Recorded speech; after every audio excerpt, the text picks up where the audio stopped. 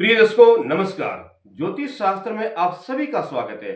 ज्योतिष में आज हम एक ऐसे योग के बारे में चर्चा करेंगे जिस योग के होने से व्यक्ति को ख्याति प्राप्त होती है, व्यक्ति को यश गान मिलना शुरू हो जाता है, व्यक्ति को हर क्षेत्र में विकास मिलता है, अर्थात व्यक्ति उन्नति करता जाता है। तो वो योग है एक प्रकार का शुभ योग, जिस योग को ज्योतिष शास्त्र में उभयचारी योग के नाम से जाना जाता है।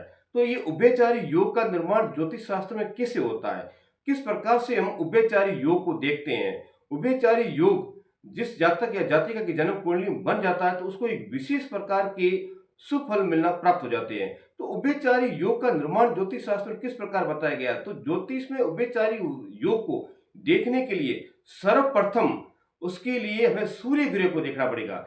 जहां सूर्य देव बैठे हैं, सूर्य जिस स्थान पर बैठे हैं, सूर्य के दूसरे नंबर पर या सूर्य के 12वें स्थान पर राहु केतु चंद्रमा नहीं होना चाहिए। तीन ग्रह सूर्य के आगे और पीछे नहीं होने चाहिए।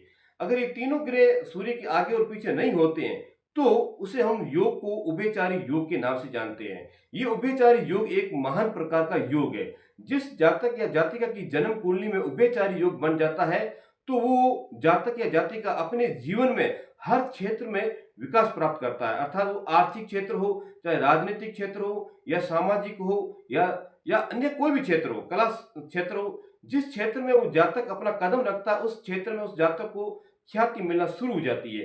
तो ये उभयचारी योग के निर्माण के कारण से बनता है। जिस जातक या जातिका की जन्म कुंडली में ये योग बन जाता है तो उसको हमेशा शुभ फल मिलना शुरू हो जाते हैं। आर्थिक क्षेत्र उसका मजबूत बनता है, समाज में उसका मान सम्मान यशोगन मिलना शुरू हो जाता है, राजनीतिक में उसको बहुत बड़ी प्रसिद्धि मिलनी शुरू हो जाती है। तो ये सभी जातक की जन्म कुंडली के आधार पर ही मिलता है। जन्म कुंडली में जिस प्रकार हमने बताया है उभयचारी योग का, तो ये उभयचारी योग में सूर्य ग्रह का बहुत बड़ा महत्व बताया गया।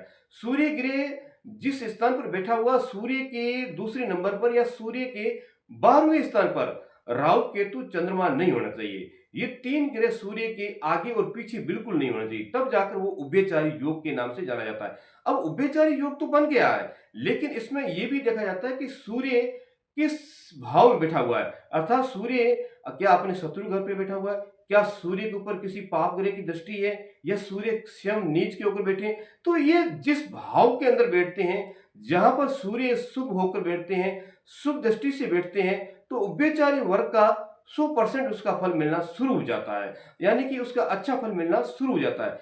यही अगर चंद्रमा, राहु केतु चंद्रमा ये सूर्य के आगे और पीछे नहीं हो, लेकिन ऐसा भी है, कभी कभी ऐसा भी देखा जाता है कि चंद्रमा किसी ग्रह के साथ युति करके सूर्य के सेकंड हाउस में या सूर्य के 12वें भाव में बैठ जाते हैं, तो भी वो उभयचारी योग को, उसका जो फल है उसको नष्ट कर देता है। कहने का तात्पर्य ये कि चंद्रमा सूर्य के सेकंड हाउस में या सूर्य के 12th हाउस में नहीं होना चाहिए, बिल्कुल किसी प्रकार अन्य ग्रह की युति के साथ भी नहीं होना चाहिए, तब जाकर वो उभयचारी योग के नाम से जाना जाता है। इसी प्रकार राहु केतु है तो वो भी दूसरे हाउस में या फिर 12वें भाव में नहीं हो तो वो विशेष प्रकार के सुफल मिलना शुरू हो जाता है। इन तीनों ग्रहों के ना होने से ही उभयचारी योग के नाम से देखा जाता है। तो सूर्य का बलवान होना जरूरी है, सूर्य के ऊपर चंद्र अच्छी दृष्टि होना भी अच्छी बात है। तो इस प्रकार सूर्य का शुभग्रह होना जरूरी है, या सूर्य अपने मित्र घर पे हो तो उभयचारी योग का जो है वो 100% उसका अच्छा फल मिलना शुरू हो जाता है। इसके उभयचारी योग के होने से व्यक्ति को हर प्रकार की सुविधाएं मिलती है, भौतिक सुख सुविधाएं बहुत मिलती है, व्यक्ति मान सम्मान यश ज्ञान बहुत अच्छा प्राप्त कर लेता है, व्यक्ति प्रशासनिक क्षेत्र में अच्छी उन्नति प्राप्त कर लेता है, व्यक्ति सरकारी योजनाओं से कई प्रकार के लाभ उठा लेता है। तो ये इस प्रकार के योग होने से व्यक्ति हर प्रकार की हर सुविधाओं से सुख भोगता है। तो ये उभयचारी योग के निर्माण के कारण से इस प्रकार ज्योतिष शास्त्र में उभयचारी योग को एक बहुत बड़ा अच्छा योगदान बताया गया। ये उभयचारी योग बड़े व्यक्ति की अच्छी जन्म कुंडली के अंदर ये योग देखा जाता है।